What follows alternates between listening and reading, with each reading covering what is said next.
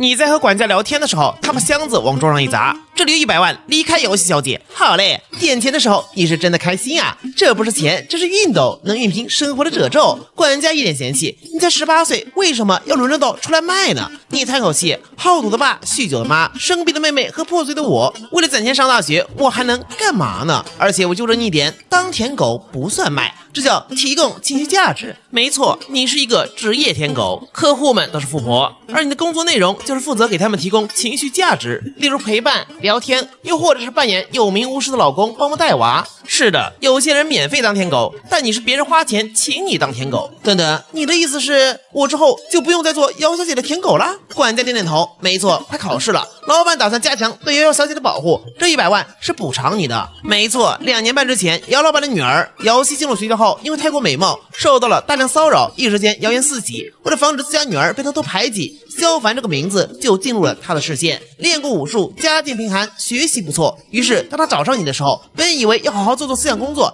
但没想到你一上来就是姚老板，请看这个舔狗套餐，专业出卖，情绪价值包你满意。两人一拍即合之后，你就成了在姚校花的冷漠下还不退缩，坚持对他好，无底线无自尊的舔狗。但事情在昨天出现了转机，一个外向的混混头子带人围了大小姐，强迫他同意，为了保护客户，你光荣挂彩，然后就在今天接到了终止交易的通知。不过无所谓，又不止这一个客户。管家一脸无语，这小子真他妈掉钱眼里了，钱是你爹吗？临走前想起了老板嘱咐，最后问了句，你喜欢过姚希小姐吗？回过头呵呵一笑，喜欢啊，我喜欢我的每一个客户，大家都是我的财神爷，拜拜，下次生意再来找我哦。大门关上，管家叹了口气，难怪老板不担心这小子跟小姐日久生情，才20的年纪就要靠这种出卖情绪的方法赚钱，所有行为都被明码标价，也不允许拥有自己的感情，你的日子一定不好过吧？另一头，你掏出小本本，毫不留情划掉姚希这2个字，后面写下一结清。算一下时间，周一到周五白天去学校找姚希，晚上去璇姐姐家当她老公，周六周日去疯批公孙教授家里打架。得，现在周一到周五的白天空出来了，得再找这个客户了。突然一辆迈巴赫在眼前刹车，车窗摇下，驾驶室的女人表情冷酷又高傲，手指不耐烦地点着车筐。听到声音，你抬头又看了看日历，哦，好吧，今天是周六，呵呵一笑。公孙教授见到你真开心。没错，客户之2公孙雅柔，知名教授，性格强势，胜负欲极强，最关键的是家里巨有钱。找上你的原因很简单，因为恨。早年他的婚约对象在结婚前跑出国，说要去找真爱，直接给他气疯了。从小到大，他什么事都要赢，没想到就是在感情上迎来了失败。而就在这时，他发现了跟婚约对象长得很像的你。舔狗套餐，替身业务也可以接，了解一下。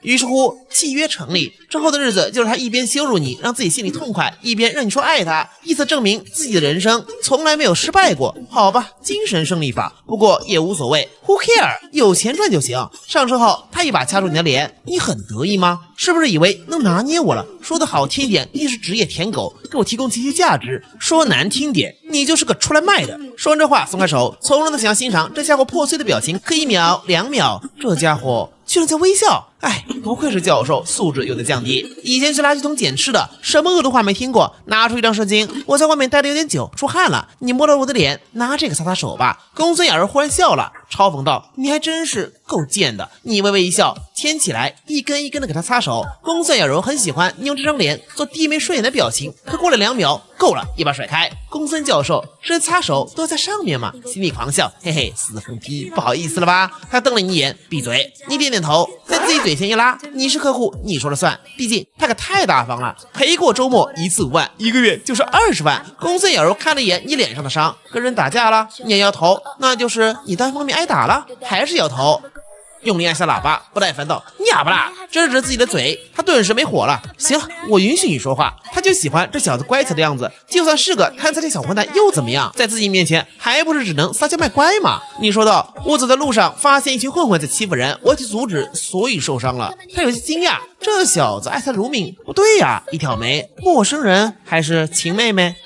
女人的第六感真是可怕呀！不过敢在女人面前提另外一个女人，不亚于口咬打火机。低眉垂目道：“哎，是同班同学，我本来不想去的，可那群混混太吓人了，我怕闹出来人命。抱歉，我下次一定注意，不会再伤到这张脸了。”澄清关系、解释过程、真诚道歉，一套丝滑小连招下来，给公孙雅柔都整愧疚了。但软话是肯定不能说的，于是拿起手机给你转了1万块，买点好药，不许再伤到这张脸。你咬紧牙关，忍着不笑出来，可怜巴巴道：“你不怪我吗，公孙教授？”他被听得有点不自然，脖子慢慢发红，有点惊讶，这死疯批居然这么纯情，这才拿到哪了就红温了。他也察觉到，一皱眉：“你卖给了我，就要遵守约定，而你的脸受伤了，破坏了约定，所以你要接受惩罚。”画面一转，别墅内，公孙雅柔丢来一个奢侈品袋子，换上这个，打开一看，居然是米服装。哦，你有意见？没意见，你是老板，完全 OK， 没意见就好。拿出一个教鞭，虚空挥舞了一下。好了，接下来就是惩罚时间了。2000 years later， 惩罚时间过后，又喝了些酒，大教授已经累得靠在椅子上了。你叹口气，又长期被周围人寄予厚望，所有人都说他该成功，必须成功，所以婚约对象的逃跑才给了他完美的人生重重一击。客观来看，这其实没啥，人又不是钞票能让所有人喜欢，可大教授就是过不去心里这坎儿。不过也无所谓，他才不需要我的同情，工人心疼资本家，那才是贱的不行。但仔细看看，大疯批是真的很好看。哎，你说你睡着的时候这么乖，怎么醒着的时候这么凶？走过去，手穿过小腿，抱起来走向浴室，替客户善后，也是职业舔狗的专业素养之一。放进浴缸，让主持离去，却被拉住了。洗澡，给我洗。你叹气，你确定吗？那我给我洗澡。行吧，只能认命擦洗呗。结果在欲求擦到肚脐眼的时候，醉到不省人事的公孙教授给你来了一巴掌，啪，毫不犹豫扇了回去。约定里提过不许打耳光。洗完后，用浴巾将他包洗，抱到主卧，从兜里翻出工作手册，翻到公孙雅柔那一页。注意事项6，在睡前要带他说够10分钟的表白，每一条都需要严格执行。坐在床边地板上，翻开手机里的情话大全。我喜欢你，你是我一生当中最爱的人，可是你却从来不在意我。不过没关系，我爱你，与你无关。你一天最多可以对我发无数次脾气。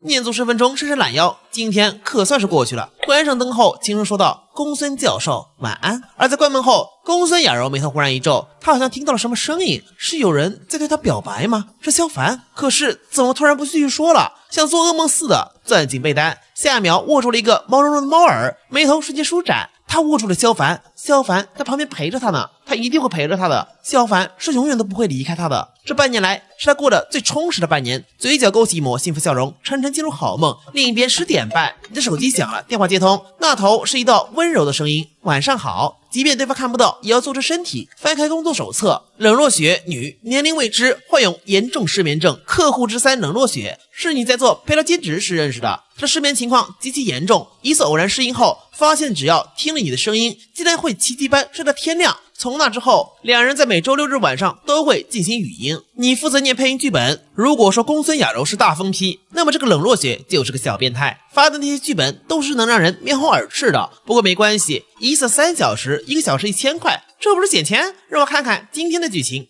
霸道总裁，乖小狗等急了。那头呼吸一致，温柔的声音里夹杂着隐约的兴奋。没有等级，我愿意等你。是吗？小狗这么乖呀？那想要什么奖励呢？想要。很快到了凌晨1点半，你越飞越困。不是，这种剧本睡前不是只能让人肾上腺素疯狂分泌吗？这能催眠？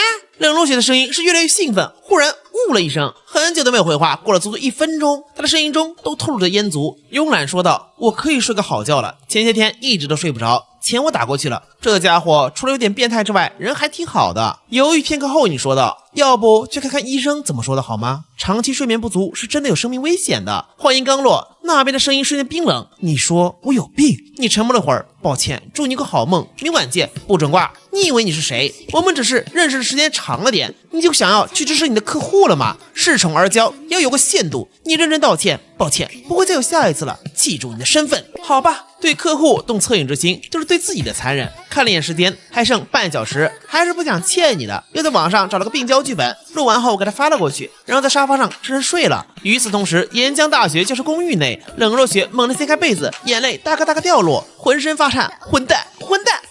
觉得我病，叫我看医生，终于不愿意装了是吗？其实你一直都觉得我的要求很恶心吧？长期失眠，再加上你的话，记住了他最沉重的一击。他也想安安静静睡个好觉，吃药、中医、偏方，什么方法都用了，就是不起作用。可自从某次在网站上听了你的声音后，他浑身就像被苏麻的电流穿过，居然能好好睡觉了。从那以后，他就开发出了新的睡眠方法。他也试过别人的声音，但都不行。为了不让你觉得自己太恶心，他已经极力压抑到1周2次了。可是为什么我都这么克制了，依旧觉得我有病？手机响了，是肖凡吗？点开手机，却只发现是学生会的消息。会长，校领导要我们准备开始招生宣传了。我知道了，明天你组织人做一个出版的计划，早点睡觉，不要熬夜哦。他越想越气，把手机甩到一边，没良心的小混蛋。但翻来覆去也骂不出什么有新意的词，更憋屈了。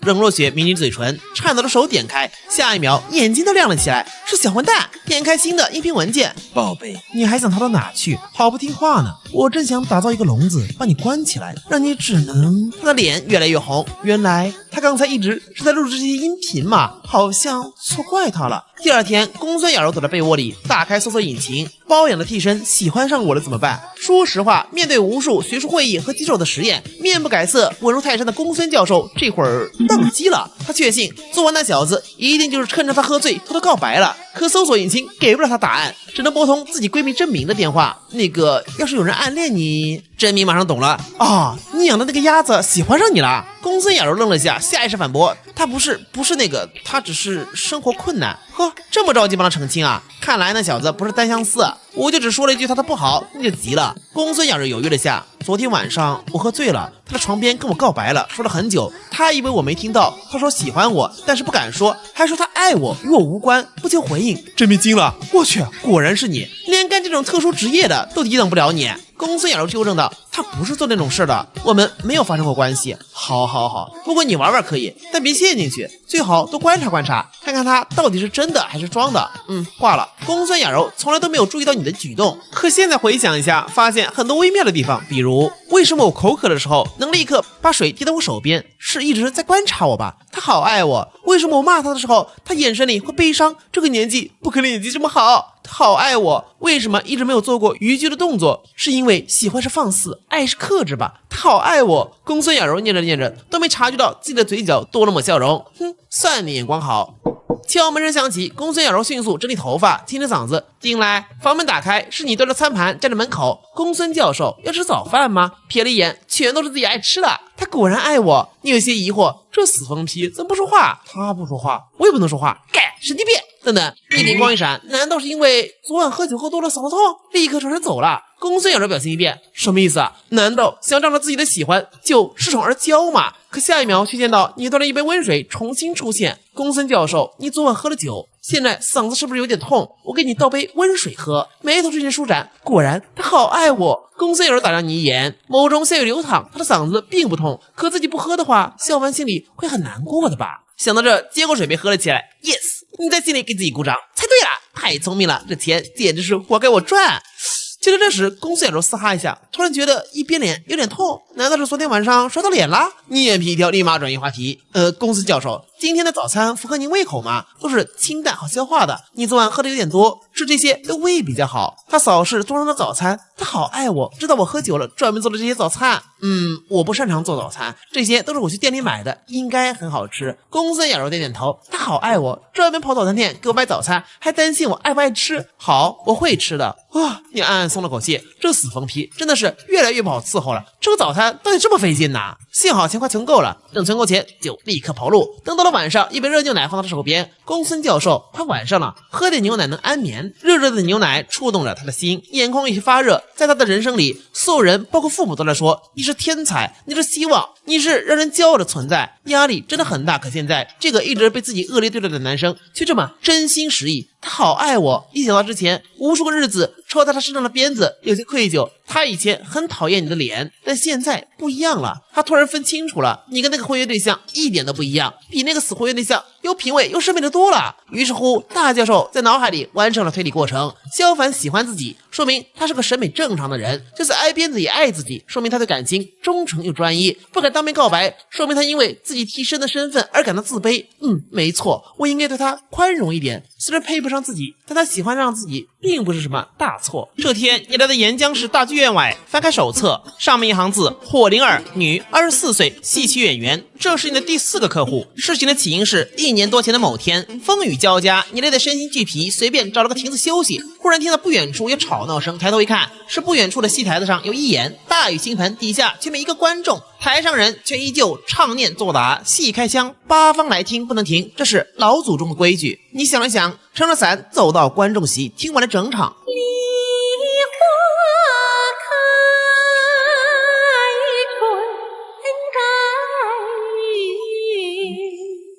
演唱结束的时候，一个穿着戏服的姑娘却拦住了你。我唱的好吗？你点头，唱得很好。戏服姑娘有点失望，又是这种客套话。沉默片刻，你补充道：我看到你被雷声吓得手有点发抖，但你的声线没有颤抖，所以我觉得你的基本功很扎实。微微一笑，你会抽角儿的。话音落下，少女双眼瞬间爆发出希望的光芒。能说出这种小细节，说明她真的认真听了。拉住你的手，连声说谢谢。我叫火灵儿。第二天，你接了一个电话，那头的人要求你每周日晚上去剧院看火灵儿的戏，并写不少于1000字的戏剧分析，为他加油打气，让他不要放弃。报酬一次4000块。接下来1年，火灵儿已经上出名头，在圈内颇具声誉。这会儿的他正在剧门口等人，抬头看到你的一瞬间，眼神亮了。思凡，你怎么才来呀？我还以为你今天不来了。笑了笑，火角的场我总会来的。对了，你上头写的戏剧分析我看过了，里面很多小细节我平时都没注意到，很谢谢你。你心里想着不用谢，这是我的本职工作，一次4000块钱呢。不过你还记得在上次的戏曲分析里故意掺进去了100字的游戏攻略，他却没提，那也就是说压根没看呗。不过无所谓，给钱就行。脸上却崇拜道：我今天坐车来剧院的路上遇到了几个观众，他们都夸你唱得好，说你以后能拿梅花奖呢。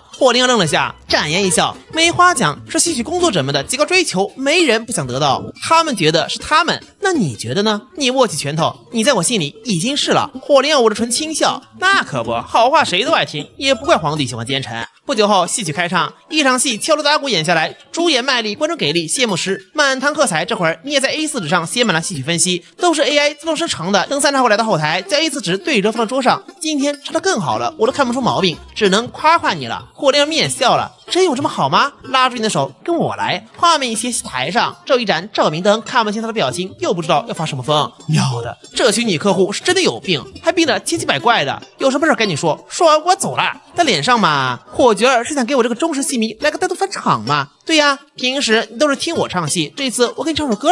看你这个愣头青，被自己迷得找不着北，少女心中是个讽刺。师傅说唱戏时一颦一笑都要迷人心魄，要做到让不喜欢你的人看你唱戏也能不自觉被吸引，这有什么难的？自己长这么漂亮，一见钟情的不在少数，可一点意思都没有。只有这家伙不一样，那天在一眼上见面的时候，他的眼神中没有丝毫波动，有意思，太有意思了。男人，你成功引起了我的注意，这1年来虽然是他花钱才让对方进入妓院的，不过嘛，这个家伙看我的眼神已经越来越炽热了。呵呵，男人不过如此，被玩弄于股掌之间还丝毫不察觉。现在嘛，本小姐有点腻了，今天之后她不会再付1分钱。她相信按照现在你对自己的爱，就算是交易终止，依旧会每周日主动来剧院，风雨无阻。男人啊，真是无趣又好猜。当初的眼神多淡定啊，现在不知道被吊车敲嘴了吗？梨花开，春带雨，梨花落，春入泥，此生只为一人去。离开大剧院后，你有些失魂落魄，万分懊悔。哎呦，我怎么没录下来呢？火角儿唱戏的片段多见，但唱梨花颂的场面也仅此一次啊！要等以后他火了，可以卖给他粉丝看呀。现在好了，既浪费了10分钟，又没得到报酬，血亏。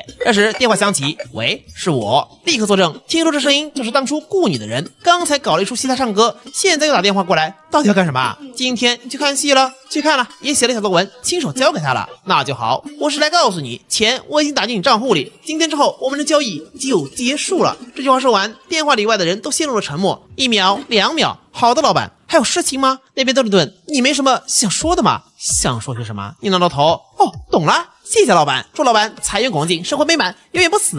你电话被挂断，你眉头紧皱，神经病啊！这又生了什么气啊？看了眼1000块已到账，果断呐嘿。与此同时，沿江大剧院后台，火阳哭丧着脸，姐，他真这么说的？火亮点点头，知道了。姐，你说他下1周还会来吗？火亮忽然一笑，他会来的。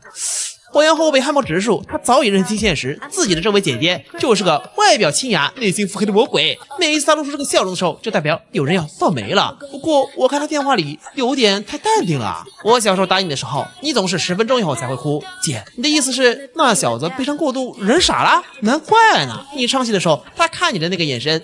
特别那个，那小子肯定喜欢你，哼哼。下周一想到他拿不到钱，还得写小作文的样子，我就想笑啊。但火阳还是有点想不通。不过姐，你干嘛非得跟这小子较劲呢？他看着挺青涩老实的呀。火亮没有回答为什么嘛，他也说不清，只是当时雨中少年的眼神太过平和安宁，他想看一看少年的心是否也会一样坚定清澈。可现在看来不过如此。真没劲！镜头一转来到中心医院，真名医生推门进入病房，看向上面的病患。肖爷爷，今天小凡还没来啊？说是在路上呢。肖凡可真是孝顺呢，可不是嘛？真名笑了笑，开始检查老肖头的状况，眼前就不禁浮现一张稚嫩面孔。3年前，他开了民间孤儿院起火，在把孩子们都救出来后，他不仅严重烧伤，又检查出了癌症，眼看就放弃治疗。是肖凡交了天价治疗费，硬生生把他的命从阎王手里抢回来。这些年医药费零零碎碎的根本数不清，不敢想象一个小屁孩从哪儿赚来的钱，是不是在做一些灰色地带的事情？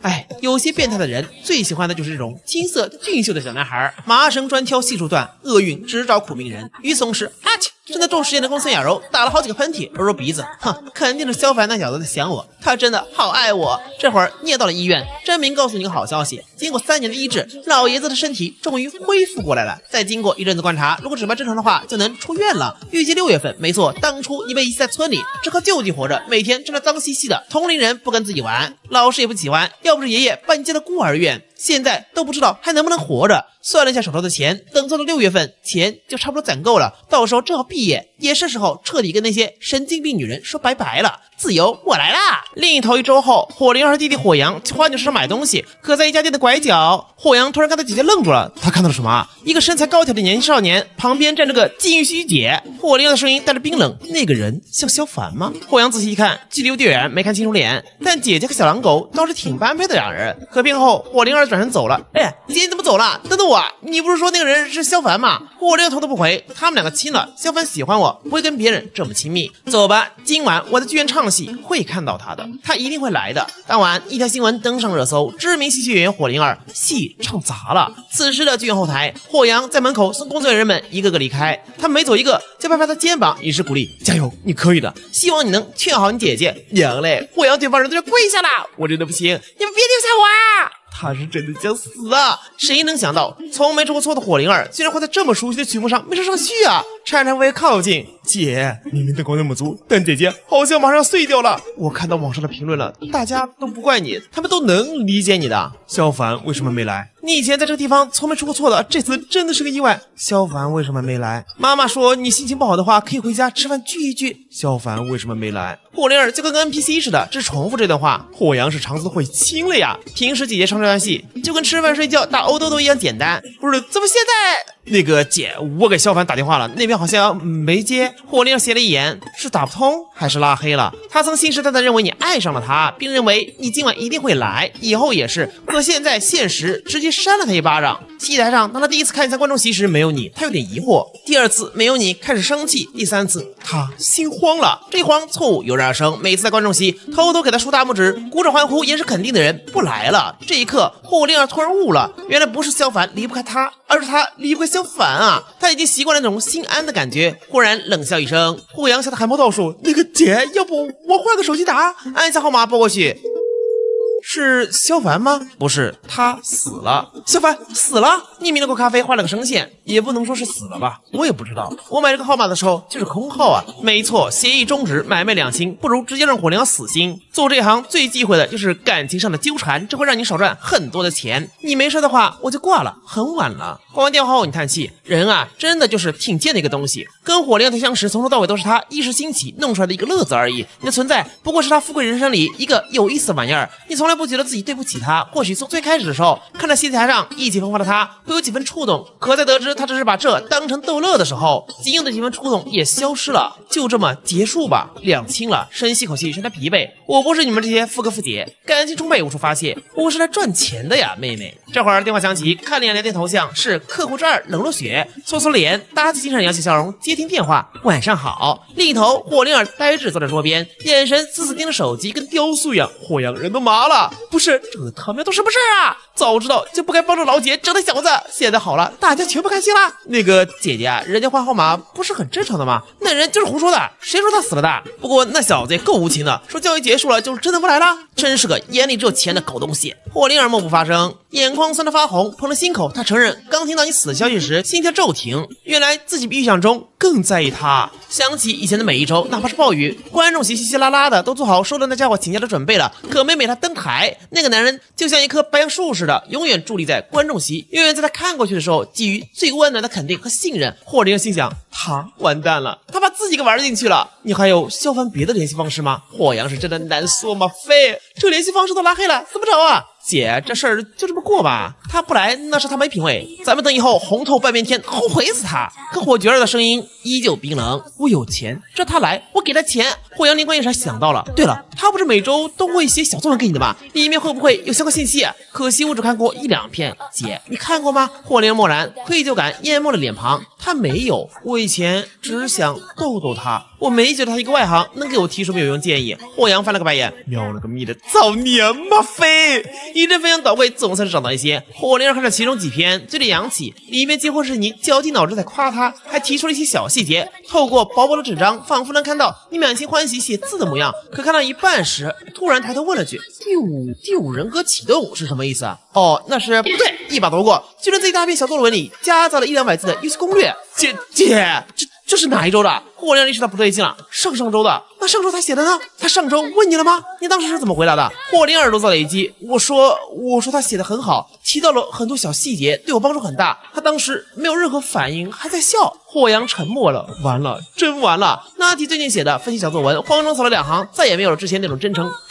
这全都是 AI 生成的呀！姐，他应该故意是在小作文里掺了这点游戏攻略，就看你是不是真的看了。可是姐，你骗了他，他发现你没看过后就改成 AI 了。霍灵儿身体晃了2下，跌倒在地。可上周他明明没有任何异常的呀！晴天霹雳，一道雷电划过。原来小凡那个时候就已经知道了自己对他完全不是认真的嘛。记得当时自己还给他唱了首歌，当时少年眼里是笑着的，可他心里是在想什么？他心里还在笑吗？霍灵儿只感觉心口好痛，眼泪就滚了下来。原来他不是因为钱不来的，而是被我伤了心啊！你刚来到学校就看见好基友冷风在走廊罚站。他疑惑，帆哥，姚校花呢？怎么没来？没错，2年多以来，只要校花姚希出现，身后必定会有你跟着。今天啥情况？舔狗转性了？就在这时，一阵急速声传来，回头一看，楼梯口出现一个熟悉身影。冷风惊讶道：“我去，姚校花居然也迟到了！”不过此时他的状态有点糟糕，面色发白，一看就是没吃早饭，低血糖犯了。喂，你女神来了，不接一下？你耸耸肩，怎么是我的女神了？不是你们的女神吗？你可以跟她打招呼。没错，就在2天之前，他老爹刚跟你解除舔狗合约，现在不用再做舔狗，当然轻松了。冷风缩缩脖子，拉倒吧，我可不敢跟他说话。不管多少都哥找他，他总是看着人然后不说话，而且眼神还带压迫感，看人跟看垃圾似的，一般人根本顶不住就跑啦。话音刚落，冷风忽然后悔，糟糕，最快了！我兄弟舔了人家2年多，我这不是在骂他是垃圾吗？结果一点反应没有，继续低头看书。这时姚希靠近了，在迈进班级门口的前一秒，微微顿了一下，才走入教室。冷风不禁有些同情，想了想，帆哥，我看你长得也挺帅的，都舔了2年多，可人校花进门都不看你啊，要不放弃他吧？你点点头，我知道你不愿意放弃，可是不是啊？我好不容易想出来一大堆安慰人的话，这就点头了？不对劲，10分有9分的不对劲呢。你拍拍肩膀，我说我不舔了，很惊奇吗？惊奇，太惊奇了！整个学校都知道，帆哥你舔的没有尊严，没有底线，舔的惊天地泣鬼神，古今中外之一人。关键任瑶希也不领情，就显得你更像小丑了。这么坚持的一个人，现在就能轻轻松松放弃了。就在这时，熟悉的脚步声再次响起。冷风回头一看，瑶希抱着一本书也出了教室，站到你身边。早上好。我靠，什么情况？帆哥不舔了，姚校花还主动过来打招呼，这个世界果然颠了。你也有些惊讶，早上好，没了。然后就是漫长的沉默。冷风心里冒抓似的，这到底啥情况啊？另一边，姚希心中的眸子满是疑惑，以前这家伙不应该早就开始滔滔不绝了吗？为什么现在不讲话呢？可2天前真的是萧凡从混混手里救了他，对待恩人应该主动一些吧？犹豫了下，你今天来得很早吗？以往只要他一下车就能看到你等在校门口，无论早晚，可今天没有。从那天混混打架后，他就再也没有收到过你的消息了。今天的姚校花话有点多啊。点点头，不早，比以前晚了半小时，以后都这个点来。姚希淡淡点头，睡觉是好事情。我在校门口没有等到你，因为你伤得很严重，看到你没事儿，为你高兴。你有些懵，就这张平静无波的脸，你说你为我高兴，可是话里又偏偏透露出一些真挚。你以前的追求者那么伤心，不会是觉得你在阴怪起他们吧？姚希眨眨眼，会吗？你哑然失笑，有，这家伙从头到尾的确就是这种性格，果然很呆，难怪追过他的人都说冷漠，合着是呆头鹅说话的方式太直接伤人。很快上课铃声响起，班主任一脸严肃，都给我进去好好上课。你点点头，跟在后面走入。入讲台时，他忽然慢了下来，身体摇晃，你眉头一皱，呆头鹅不会早上又没吃早饭吧？下一秒拿出一颗巧克力，抓住手腕塞进他嘴里吞下去。他愣了下，还是乖乖咽下，血晕感逐渐缓解。为了防备哪天对方不满意你做的早饭，又低血糖晕倒，你通常都会随身携带几块糖或者巧克力。而在这时，一直暗恋姚希的学习委员秦昊攀岩而起。小凡，你干什么？谁让你占你同学便宜的？快放开他！充耳不闻，知道姚希能够自己站稳，再回到座位。秦元昊有些得意，跑到讲台前献殷勤。姚希，你没事吧？二少女这抬头，表情认真且疑惑。你为什么凶萧凡？他摸你的手，占你便宜。他没有。班级一片哗然。不是，这话什么意思啊？萧凡都拉他手了，还不是占便宜？气懵了，看到校花说了这么多话，我靠，不是萧凡是单相思的舔狗吗？不会舔到最后你有基友了吧？我现在再去舔还来得及吗？金浩人懵了，刚才开口就听见让开，什么？姚希皱起眉头，你在挡道？好的。冷风用胳膊捅捅你，凡哥出息了呀！你跟姚校花到底怎么了？他来替你对秦元昊哎！要知道，整整3年，姚希说的话最多的几次，全都是蝉联年级第1后在礼堂演讲。可是今天竟然为了你在对秦元昊，不需要半天，这个消息就会传遍整个校园。你抬起头，也有些奇怪，这姚老爹是不是不懂养女儿啊？怎么把他养成了个 AI 机器人？你觉得我们俩怎么了？就等你这句话。冷风激动道，肯定是你前几天再一次对他深情告白，姚希再次无情拒绝，而你抽烟买醉替他痛哭，最后大彻大悟，决定放下一切好好学习。叮咚一声最新系统，从此成绩猛升，但他却不适应没有你的生活，猛然发觉自己原来早就爱上你了，只是碍于骄傲没有察觉到。你拼命咳嗽，而他却还在脑补。为了挽回你的心，他做出了很多崩人设的事情，甚至还出车祸进了 ICU。你终于心软了，2个人重归于好。你低下头躲避视线，好有道理啊！你是从哪儿看到的呢？冷风叫道：小暖你别后悔，学威你别后悔，若学你别后悔。这3本书，等等，这声音不是凡哥的。冷风家人这转头一看，我操，老师！语文老师微微一笑，既然这么爱聊天，那你们2个就去门口站着吧。逸轩的心终于死了。画面一转，教室外，一个冷风又在门口站岗。不久后，楼梯口传来一阵脚步声。这时，一个张扬声音响起：哟，你来守门呢？不抬头就知道是谁，学校里的千金大小姐龙笑笑。从高一开始，关于她跟姚希谁才是校花的争论就从未停止。有人喜欢龙笑笑那种小辣椒劲儿的感觉，也有人喜欢姚希这种清冷寡言的高岭之花。1个月后，校花之名成功落到了姚希身上，原因居然是有人仗着学长身份想对龙笑笑动手动脚，结果却被结实了胳膊。从那后，他就成了学校一霸，美色固然迷人，但也得有命相啊！在他出现的时候，冷风就一直盯着地面。哎，这地砖可真像个地砖啊！你倒是无所谓，与他对视。龙笑笑扬起下巴，看见这个天天跟在姚希身后的舔狗就来气哟。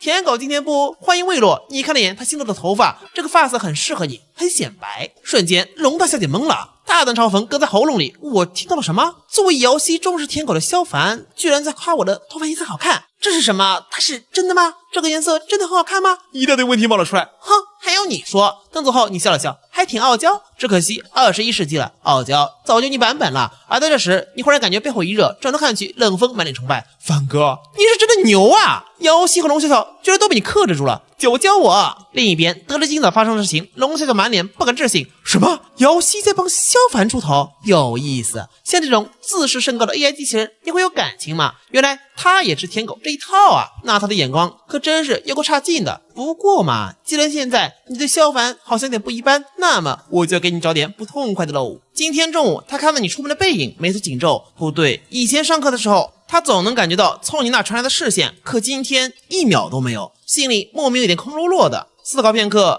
他救了我，按照礼仪，我应该出于感谢，请他吃一顿便饭。合理说服了自己后，于是同样起身朝教室外走去。冷风下巴都快惊掉了，这俩人不会好了吧？无数本虐恋小说在脑海里闪过，难道是去偷偷约会？难道凡哥告白没有失败？难道是游戏家里不同意？毕竟他爹之前可是豪掷千金就给学校一栋楼，搞不好还有什么联姻，那他们就是虐恋了呀！目光逐渐坚定，凡哥，你放心，作为好兄弟，我一定会拼命守护你们两个的爱情。半个小时后，你从二手奢侈品店走出，没错，刚刚出门是为了把女客户们送的礼物给卖了，却在不远处的树荫下见到了瑶溪。我不知道姚大校花还有跟踪人的爱好。瑶溪轻轻歪头，小凡，你很讨厌我吗？你叹口气走到身边，你知道吗？基因真的很不公平，明明是随机的序列编码，却让有的人长得十恶不赦，让有的人长得善良温柔。瑶溪眨眨眼，你说话很绕。尿牙，我的意思是，你不要再说这种话了，你看着我的眼神。他往周围一看，发现好多人视线落在二人身上，每一道看向的眼神都传递出两个字：渣男。看看这个蓝发小妞白月光似的干净气质，再看看这个小灰毛玩世不恭的样子，不就是黄毛拐骗骚学生吗？就在这时，一位阿姨从你们面前路过，啪嗒，手机掉了在地，你捡起赶紧追上去。姚溪跟了上来，哎，阿姨，手机掉了。他一摸口袋，哎呀，真的是我的手机，激动握住你们的手，打开相机拍摄。哎呀，家人们，这对年轻的金男靓女把我的手机捡到还给我了，非常感谢，非常感谢，必须曝光一下，一对小情侣做的好人好事儿啊！阿姨，你这视频拍来干嘛？当然是发到网上啊！阿姨账号上好多亲朋好友，让他们都夸夸你们这对小情侣。这3个字砸下来，姚溪僵在原地，脸颊爆红。能不发吗？已经发出去了。我把阿姨挂心上，阿姨把我挂网上。过了一会儿，你们对视一眼，忽然笑了出来，凝住的戏粉一扫而空。姚溪轻声说道：“还要说刚才那个话题吗？”画面一转，你们俩坐在长椅上，你先开口，你都想要说什么？一起问了吧。姚溪沉默片刻，试图从你眼神里找到曾经的一点温柔，可是没有。微微垂眸，再次重复那个问题：你讨厌我？我不讨厌你，大家都不讨厌你。你人很好，可你刚刚对店里的那位女士笑，对路边的清洁工人笑，对天上的云也笑，什么意思啊？我不会笑吗？我对谁都笑的，但你不对我笑啊！姚溪抬起头，注视着你的眼睛，语气认真。今天你看到我总是皱眉，你不对我笑。你愣了，不是姐，你知道你在说什么吗？这是自己，我是你什么人？姚溪怔住了。最开始你跟在他身边的时候，他是想赶走你，却赶不走。这个家伙时时刻刻都来注意自己的需求，遇到问题会立刻伸出援手，还会给自己做好吃的早餐。最重要的是，跟那些追求自己的人不一样，从头到尾都没对自己表白过。那他用什么理由赶走你呢？久而久之，你成了他的一个习惯。有时候姚溪会觉得自己很卑劣，因为他从你长久的注视里得到了一些隐秘的安全感。那天你冲上去跟那些坏混打架的时候，他第一次出现了心慌的感觉，可是这个问题他却没法给出答案。这时刚刚的小情侣3个字重重砸在脑海，可只停了片刻就被清扫了出去。不会的，不可能，他的人生就像是固定的数学公式，即使演算过程会出现一些偏差，最终也会归于正轨。人人都说真爱确实存在，可姚溪却从来没有见过爱情是不可靠的。片刻后，姚大校花盖棺定论，恩人，你是我的恩人，我应该请你吃饭，对你表达感激。这个定义没有问题，不太亲近也不疏远，合情合理，清清白白。不是，你笑了，看这样子就知道这呆头鹅又陷死胡同里去了。停，我不想吃饭，你想感谢我的话，不如直接给我转钱。姚溪点头，可以，那你通过我的微信。不是，来真的。打开后发现真有个好友申请，还是上周就发出的，那时候忙着应付公司养柔，看了眼就给忘了。你好像不太看手机，平时都忙着兼职呢。点击通过。之前跟姚老爹的交易范围只包括校内，两人也没有交换聊天方式的必要。下一秒收到转账5万元。姚溪盯着屏幕认真道：单笔转账有限额，我继续给你转。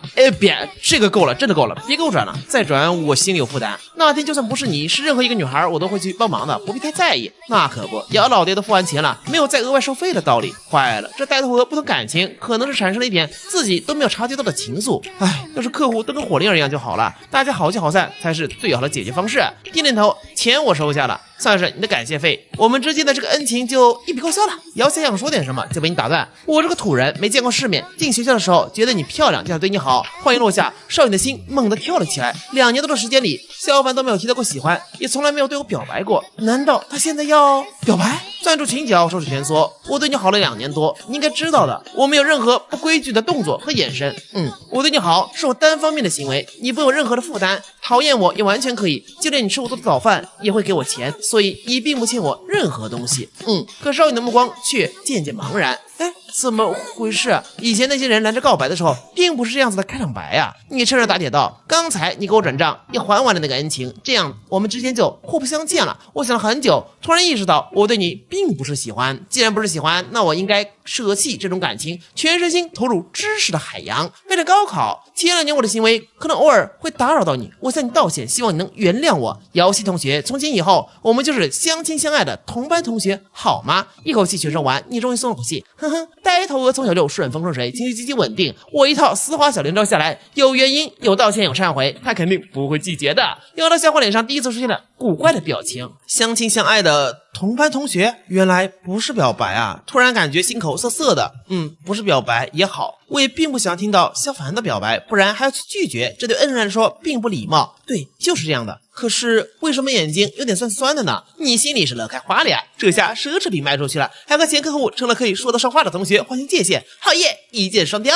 快走到校门口的时候，瑶希突然问道：“你当初为什么会觉得你喜欢我？”因为你爹呀！因为你爹付了钱啊！我从小没有兄弟姐妹，你像我梦想当中的漂亮妹妹，我下意识想照顾你。抱歉，瑶希同学，我太想要一个同龄的家人了，再加上年轻，所以误会了这种感情。妹妹，瑶希闭上眼睛，今天她的情绪波动前所未有的大。原来如此，一切都连起来了。你对我好，是因为把我当成了妹妹；你不表白，也是因为把我当成了妹妹吗？你愣了一会儿，我操，不愧是尖子生啊！竟然还会给我的破烂故事打补丁，点点头，对的。那为什么不跟那些人说清楚这件事情？你会少很多骂名的。他又不是傻子，当然知道很多人都在骂你死舔狗。可是少女连自己的传闻都懒得搭理，更别说搭理你的了。你挠挠头，唉，咱们只需问心无愧，旁人言语理他作甚呢？对不起啊，瑶希同学，我太孤单了，不小心对你造成了困扰。嘿嘿，唬住这个呆头鹅，也就是满级大佬虐新手村的难度。话音落下，所有的问题都哽在了他喉咙里，看你可怜兮兮的表情，一股愧疚感涌上心头。我是真该死啊，人家不就想要个妹妹吗？问，把人给问委屈了吧？亲咬下唇，可以，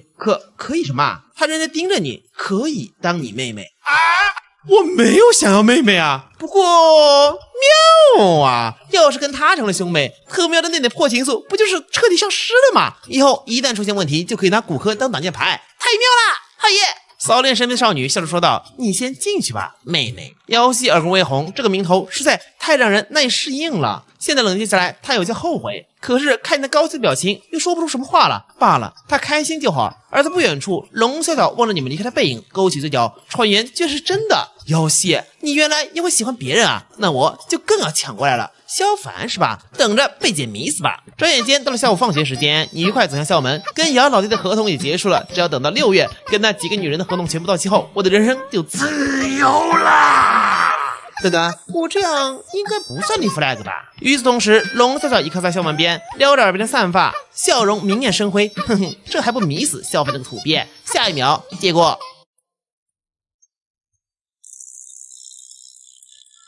看都不看我一眼，好气！可下一秒看你钻进卫生间，突然又不气了。人总有3急嘛，谁也不想在美女面前化身喷射战士吧？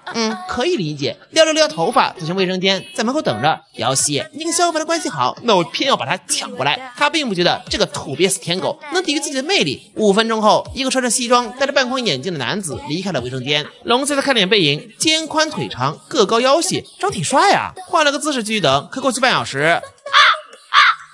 龙小小别起眉头，再过去1个小时，2个小时后，龙笑笑彻底疯狂。拨通后勤的电话，老师，有人晕倒在男厕所里了。另一边，你走向停在马路边的白色埃尔法，没错，这辆车是你的另一个客户玄威派来的。一上车，司机林叔眼中闪个不屑，出来卖的还真装上了。你带难道一会儿在蛋糕房要停一下？他们出了新品糖葫芦，楠楠说上次要吃，林叔才要油门飞速掠过。夫人说了，不要让楠楠吃外面的食物，又脏又不安全。你呵呵一笑，好，那我一会跟楠楠复述一下，他会理解你的。嘎的一声刹车踩下，林叔的后视镜看到的是你轻佻的脸，掉头回去，他牙齿都快咬碎了。回到蛋糕房，接下来你重新上车之后，还额外放了一份糖葫芦到副驾驶，干嘛？呵呵一笑，你不是还有个女儿吗？一会儿下班了，可以把这个带给她，很好吃的。林叔不说话了，开车好一会儿后，你又开口，林叔，我们都是一样的，你出卖开车技巧赚钱，我出卖情绪赚钱。他是好气，这怎么能一样？你自嘲一下，我从小父母双亡，穷的在垃圾桶捡吃的，谁给我学好的机会呢？话音刚落，林叔瞪大双眼，你是孤儿！瞬间愧疚感蔓延，他整个人都不好了，我是真该死啊！呵呵，拿捏。对不起啊，我以前对你太凶了，我道歉，你别伤心。你低头一边翻册子，语气委屈。没关系的，我没有爸爸，看到你的时候总是想着，要是我爸爸跟你一样就好了，所以之前才会这么啰嗦。哎，我也跟你道歉，我好像烦到你了，林叔。我是真该死啊！让他不知道的是，你只是在看手册上的工作内容。下一个客户的信息：玄薇，女，31岁，职业未知，离异带娃，温婉柔和，天赋异禀。没错，今天正是去玄阿姨家做她老公的时间。你的第3个客户玄薇，相遇的契机是在2年之前，那会儿你在商场兼职的时候，遇到了窘迫无措的新手妈妈和哇哇大哭的小屁孩。哄宝宝这种事儿，对孤儿院出身的你手拿把掐。于是乎，小楠楠在你的怀里呼呼大睡。当时的玄薇松了口气，故事本该到这里就结束的。可第2天在商场里再次遇见的时候，楠楠上来就抱着腿叫爸爸。那会儿玄薇在旁边若有所思。于是当天晚上，你收到了一份合同，内容是每周固定5天扮演楠楠的父亲，陪他玩耍，给予父爱。你当然是表示拒绝。开玩笑，我是那种人吗？万一被他亲戚发现怎么办？可看到合同后面每月10万块，姐姐你看得真准。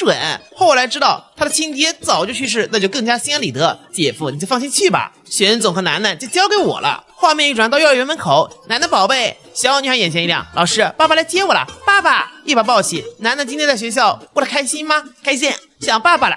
你拿出糖葫芦，当当当，看看这是什么？哇，糖葫芦，爸爸最好了，好吃吗？好做，喜欢爸爸，爸爸万岁！你拿起纸巾擦他的小脸，慢点吃。林叔在后头看得好难受，这小子对楠楠这么好，不会也是因为他小时候过得不好，所以想让别的小孩过得好点吧？我是真该死啊！以后我一定要对他好点。镜头一切来到一栋大别墅，你刚抱着楠楠走进客厅，厨房门就开了。玄薇从里面走出，用毛巾擦了擦手上的水，笑容温婉，欢迎回家。妈妈别急，在玄薇脸上亲了口，又在你脸上亲了口，奶声奶气的，我好喜欢爸爸妈妈哇。玄薇笑着摸摸他的脸，爸爸妈妈也爱你。忽然这时楠楠眨眨眼，我亲了爸爸妈妈，爸爸妈妈也亲了我，那现在该爸爸妈妈亲亲啦。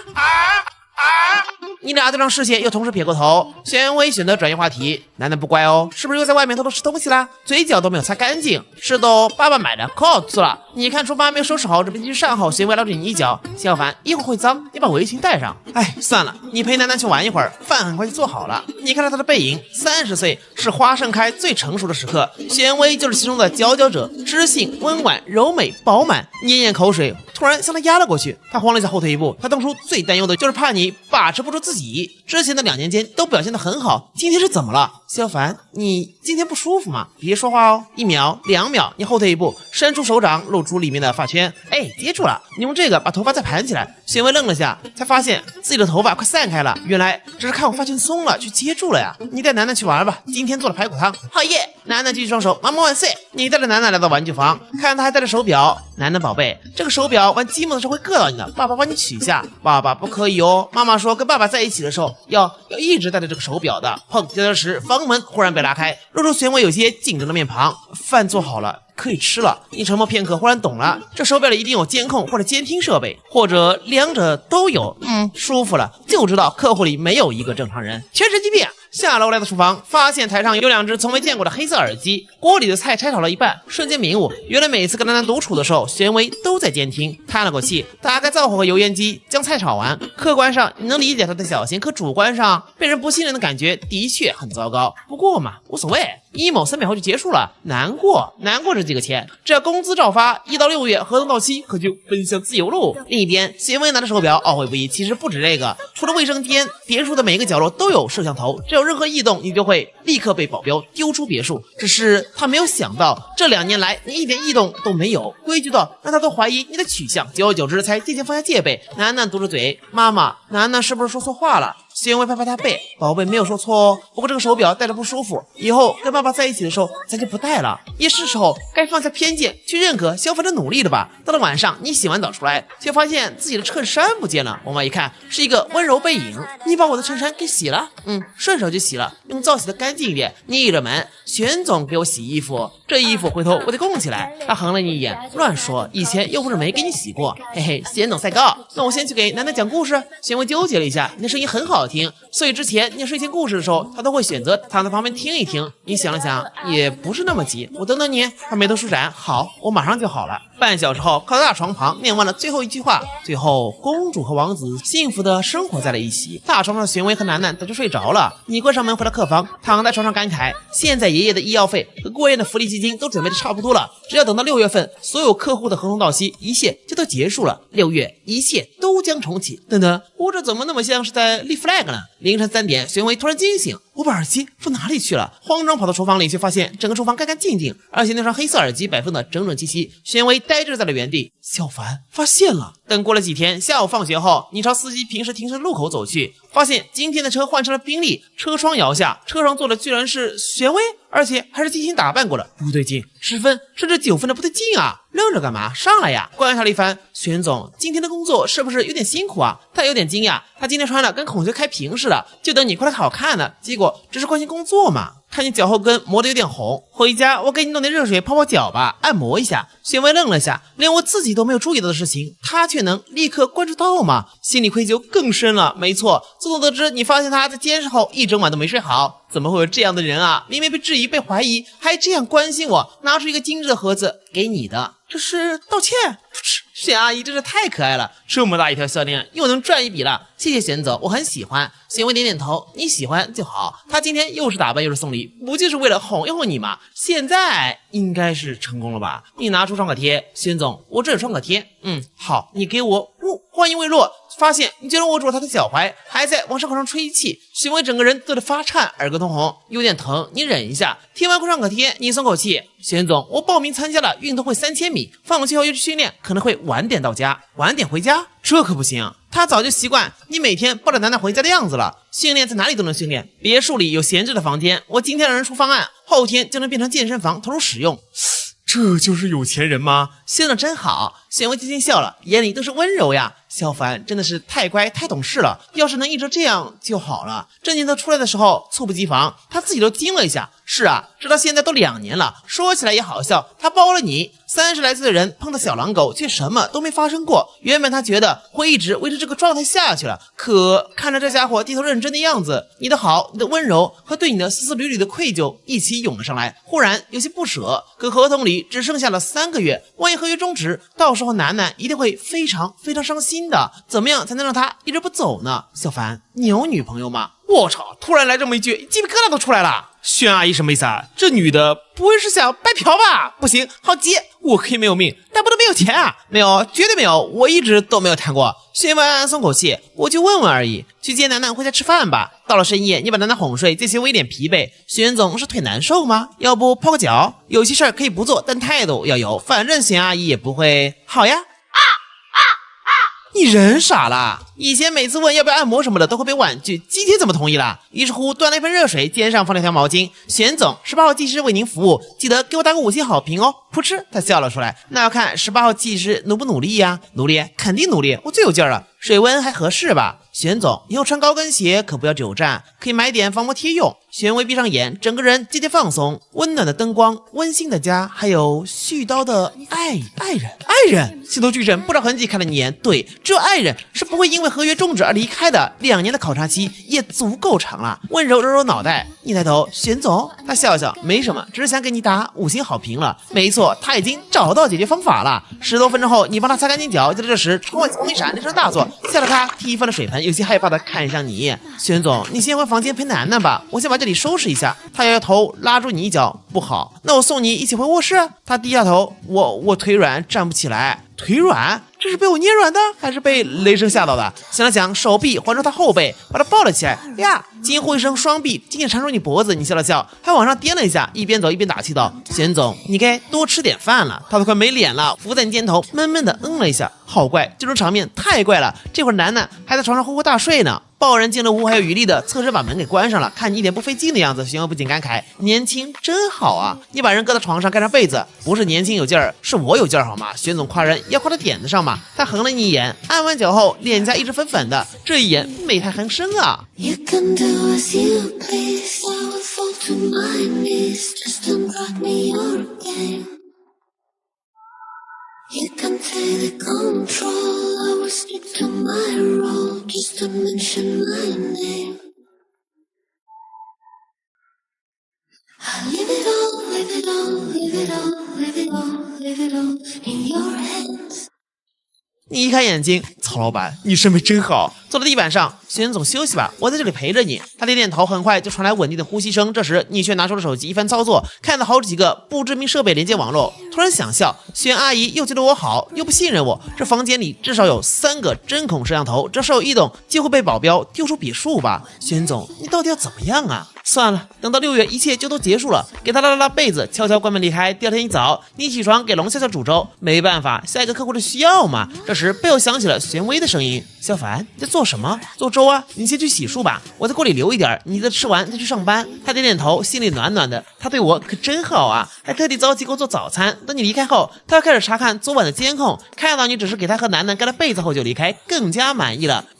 正人君子，值得信任。没错，他认可你了。楠楠自语道：“既然认可你了，那就带你出去走走吧。”另一边，在路上，你的手机响了。小凡，楠楠的老师说要多带孩子去看艺术作品。等你一模结束，我们就去沿江大剧院看名家专场吧，顺便给你们买点衣服。你是真的无语啊，神经病吧？好好的出去做什么？外出任务又不加钱，回复就是这样的。当然好啦，薛总万岁！比如说你的第一个客户姚希，之前他为了你怼了荣笑笑，不到一天，这消息就传遍了整个校园。要知道，姚大校花虽然本人低调，可老爹为学校捐了一栋楼，家里有钱，长得好，成绩好，无数人追求，到后面都沮丧而归。最后没想到居然是萧凡这个死舔狗入了人家的法眼，而且事件真相传来传去就不对劲了。喂，你知道吗？姚希低血糖，萧凡给他吃巧克力，秦云浩误会他在占便宜。喂，你知道吗？秦云浩想占姚希便宜，萧凡看他吃醋了，姚希为了萧凡骂了秦云浩。喂，你知道吗？萧凡吃秦云浩的醋想退出，姚希红着眼夹着萧凡的腰说：“就笑一下，把命给你。”秦云浩彻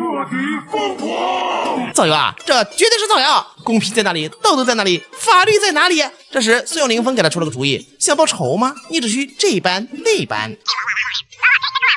最近各班不都有丢钱的情况吗？没人能证明他是小偷，可没人证明不是小偷呀。姐，萧凡整天都独来独往的，谁知道他每天在哪又做了什么？此计乃借刀杀人也。第二天早读时间，你刚到教室就发现不对劲，班主任一脸严肃在讲台道：“秦云浩同学昨天放在书包里的3000元现金不见了，大家有没有见到什么可疑人物呢？”同学们纷纷摇头。秦云浩沉思片刻：“老师，我的钱是昨天中午不见的，所以我想问问班级同学这个点都在哪儿，有没有人证？我也不想跟我爸说这个事情。”班主任皱起眉头：“这不就是怀疑小偷在班里吗？可这小子老爹是公安局的，闹大就不好办了。”点点头：“好吧，大家也先别紧张，简单说说昨天中午都在做什么。”秦云浩一个个问过去，基本上都能有个说法。等到你的时候，他忽然笑了：“萧凡同学，你昨天中午去做什么了呢？”你一愣：“坏了，冲我来的。我中午出校门去了趟韩腾二奢店。”二奢店？他阴阳怪气。萧凡同学挺有钱的嘛，还能去二奢店闲逛。话音落下，班级里的人看你眼神都不对了，大家都知道你的情况，孤儿哪来的闲去二奢店呢？冷风怒了：“去哪儿你也管？我亲眼看他出去了。”秦云浩冷笑道：“你是他的同桌，说话不具备可信性，而且我记得你没有跟着一起吧？”你耸耸肩，不慌不忙道：“我去逛二奢店是第一件世面，秦同学比我厉害，局长的儿子一出头就是3000块钱放包里，我也想让我儿子过上这种生活。”班主任倒吸口冷气：“好强的攻击性！”秦浩一惊：“你要说什么？这种话题实在太敏感。”迅速思考：“对，人证。问他要人证，谁跟你一起去的？有人证吗？”我看着站起来的姚希和荣笑笑。秦云浩道心破碎。早在这场诬告开始之前，其实林峰就已经根据每一种情况都交给了他对应的话术，可现在大事不妙，他怎么都想不到，居然会是姚希跟你作证。校花一脸冰冷：“从萧凡出校门开始，我就跟他在一起，直到返校。我说的足够清晰吗？”整个班级陷入死寂，连班主任都愣住了。等等，这算早恋吗？秦浩愣在原地，所有人心中的高岭之花竟然跟萧凡在外面单独处了一整个周五。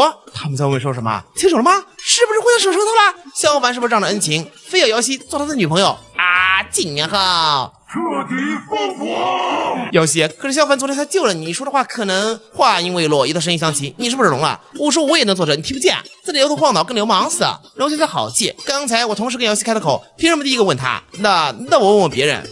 我说我给萧凡作证，我跟他们一块儿的，你耳朵里塞的都是粪嘛，听都听不清。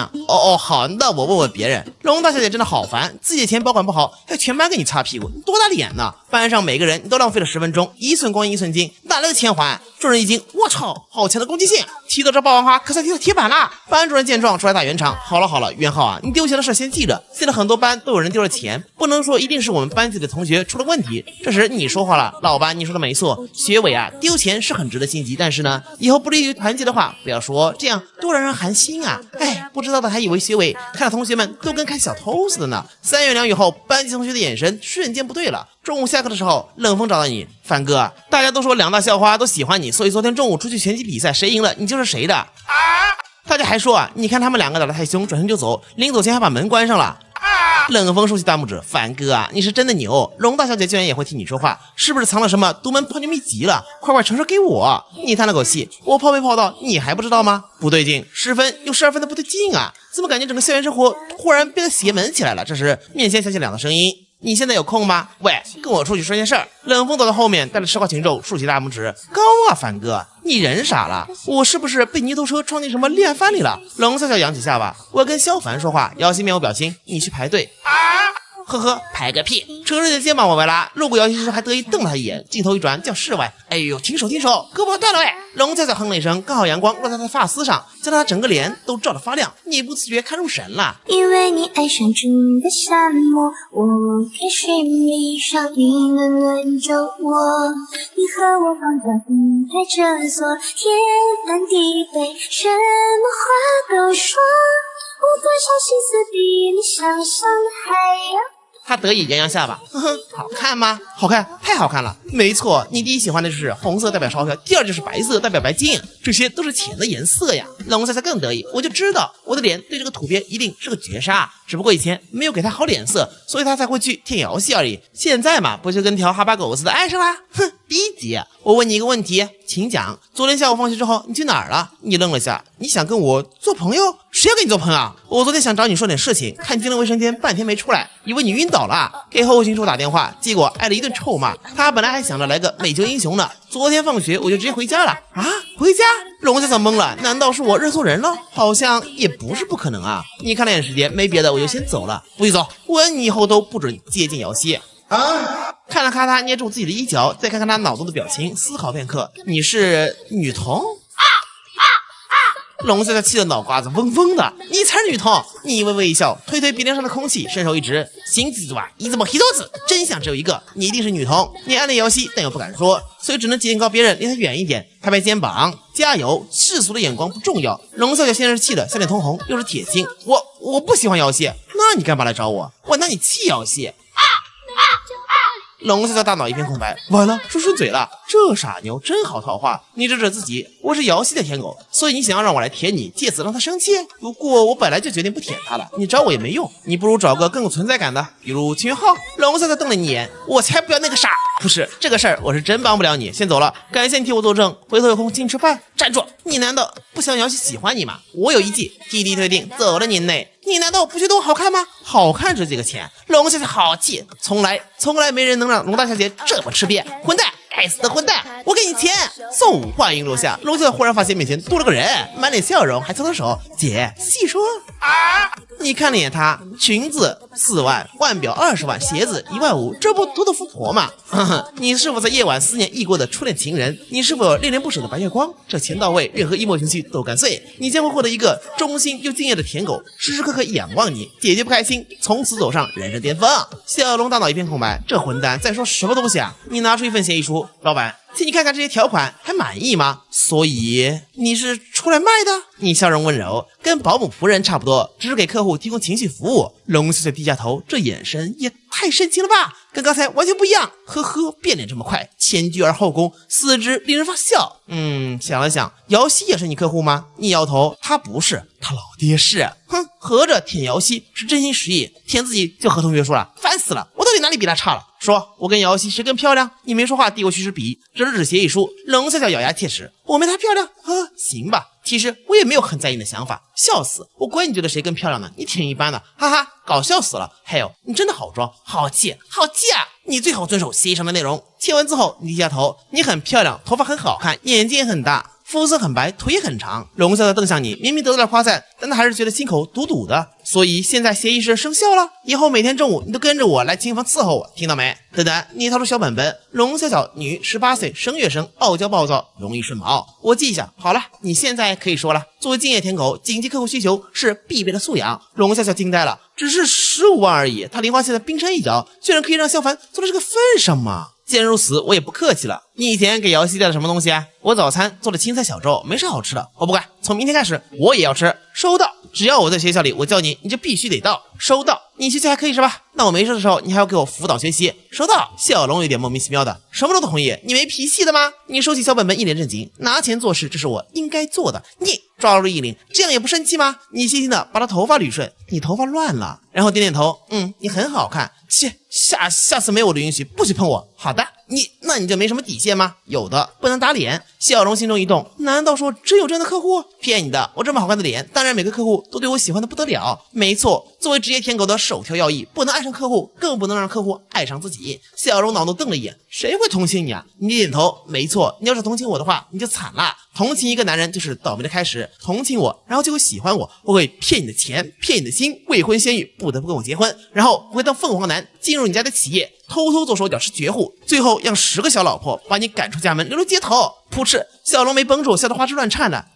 我才不会喜欢上你的。另一边，瑶西的同桌穆小菊一脸担忧：瑶西，你还好吗？他怔了怔，我很好，谢谢。完蛋，孩子傻了，怎么一边摇头还一边说自己很好啊？犹豫道：你的手。他低头一看，手上全是墨水，以往10分钟能写几页题目，现在还在第1页，拿出湿巾擦了擦，没事儿。但心里想的就是龙笑笑他会跟萧凡说什么呢？瑶西，你也别太在意，萧凡喜欢了你2年多，是不会被轻易蛊惑的。喜欢？瑶西转过头，萧凡不喜欢我的啊？他不喜欢你，难道把你当妹妹吗？瑶西沉默片刻，他只是太孤单了，所以不知道怎么界定亲情和爱情而已。穆小菊懵了。就在这时，龙笑笑哼着小曲儿走了过来。萧凡是我的了。瑶西一脸震惊，龙笑笑哈哈大笑。对，就是这个表情，多做一点嘛，至少让我觉得我这钱花的值。你回头看到他一眼，发现他平静无波的眼神里，此刻充满低沉，甚至还有一点幽怨。画面一转，教室内，瑶西看到你手里提着熟悉的保温盒，眼前一亮，他是真的很喜欢吃你煮的粥。伸手摸下钱包，下一秒你直接走了过去。你一会儿回头，是在跟我说话吗？早上好。走，龙笑笑在位置上放下，你慢慢喝，要是不合胃口，我明天再给你做别的。下一秒，所有人的目光都聚集了过来。萧凡不是瑶西的舔狗吗？怎么去舔龙笑笑了？冷风默默伸出大拇指，一副牛逼。看见瑶西一直盯着这边看，龙笑笑哼哼一笑，拿起勺子尝了一口，味道真不错，就是保温盒颜色我不太喜欢。包养萧凡果然是个好决定。中午记得跟我来琴房。另一边，瑶西发了好一会儿呆，低头想看题目，可以前随手就能解决的导数，怎么现在跟天书一样？奇怪，视线怎么有点模糊啊？同桌穆小菊傻了，亲忍校花瑶西竟然为了舔狗萧凡眼眶都红了。这家伙是美魔吗？时间一转到了中午，你拿着纸笔准备去琴房，瑶西忽然喊住你：萧凡，怎么了？他张了张嘴，忽然不知道自己要说什么，觉得有些委屈。可凭什么委屈呢？上次萧凡问2个人的关系，自己说是恩人，他说是妹妹，这有什么资格去管一些事情啊？摇摇头，没事了。行，那我走了。等你走后，一旁的穆小菊看不下去了，都把人叫住了，那你开口啊？瑶西，你现在是不是觉得心里有点酸酸的？少女认真想了想，点点头。我这是生病了吗？瑶瑶啊，你听我说，你这是喜欢他。我喜欢萧凡？沉默片刻，你这个结论不靠谱，没有任何理论跟依据。No， 喜欢是不需要理由的。你看那萧凡跟龙笑笑在一起的时候，是不是心里堵堵的？他摸摸胸口，好像有点痛啊。这闷葫芦总算开窍了。可是我还是不懂为什么我会喜欢他呢？任何数学公式都是有理论依据，我要找到我喜欢萧凡的理由。开窍了，但是没完全开。喜欢哪他妈的非要理由啊？哪有那么多理由啊？喜欢就是喜欢啊。等你找到理由后，他俩的孩子都满地爬了。麻了，真的麻了。这姑娘就不聊了，活该单身。而在瑶西的角度，自出生以来，所有事情的发生都有理可循，她无法接受不受自己掌控的道理，因此喃喃自语：世间万物都是有理由的，我喜欢你不可能没有理由，我一定要找到这个理由。愛一個人係要理由嘅咩？唔使嘅，要嘅咩？唔使嘅咩？要嘅咩？唔使嘅咩？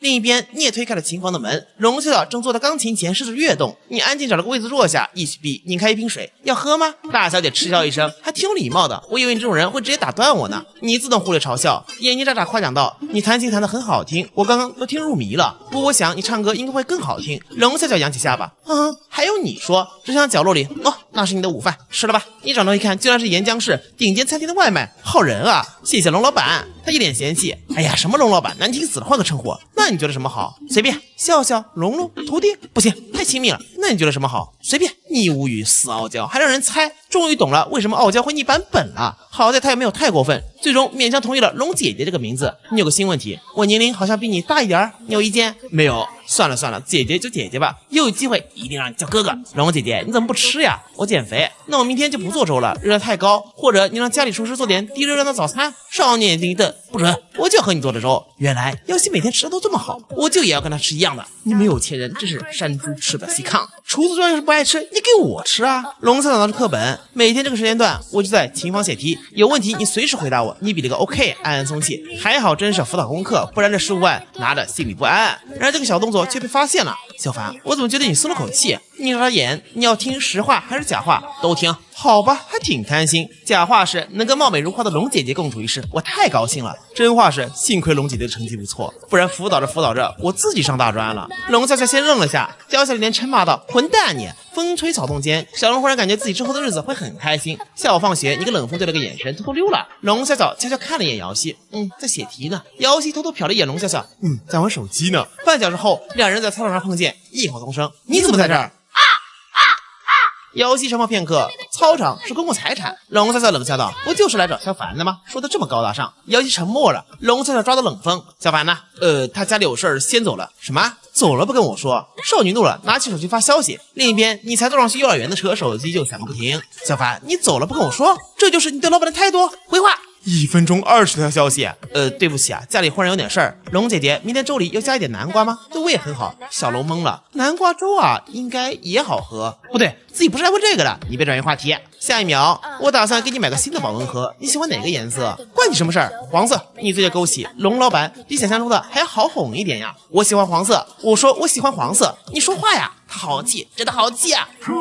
南瓜粥里要加点糖吗？看到这条消息，小龙眉毛都拧起来了。下一秒信息又来了，我知道你在减肥，可我觉得你现在最好看，只是加一点糖调味，不会很多的。小龙愣住了，他怎么知道我在想什么？没想到今天随口说的话，他都会记在心上。随便。放下手机，得意向瑶西摇摇下巴。萧凡说家里有事儿，你不用在这里等了。话音刚落，瑶西忽然抓住他手腕，冷风吓得差点跪下。这两人不会是真要打起来了吧？我是不是应该把凡哥喊回来？凡哥，你自己慎重啊！龙笑笑转身，怎么姚大笑话想打架了？瑶西抿唇，你不要逗弄萧凡了。他笑了，你凭什么说这种话？难不成你是他女朋友吗？萧凡很单纯，那个死财迷的样子能叫单纯？原来你一点都不了解他呀。然后呢，他现在看起来并不喜欢你了哟，而是更喜欢我。瑶西变眉，双手紧握，你讨厌我可以报复我，为什么要牵连无辜的人？哈哈哈。小龙笑得前仰后合，我讨厌你，跟我喜欢萧凡有冲突吗？当初他舔你的时候你没反应，现在他喜欢我了，你怎么就急了呢？甩开他的手，人呐，真的是够贱的。当晚学校的论坛、群聊和表白墙全炸了。好啦，富婆客户第1季的故事到这儿就全部结束啦，完结撒花。如大家所见，本作是一个追夫大乱斗的故事，多位富婆到后期都会心碎男人，痛哭追夫，而男主呢，的确有够纯粹的，因为他纯粹是为了钱嘛。感兴趣的可以自行查阅原作哦。目前进度对应原作第34章。那么我是周周，我们下个系列再见，拜拜。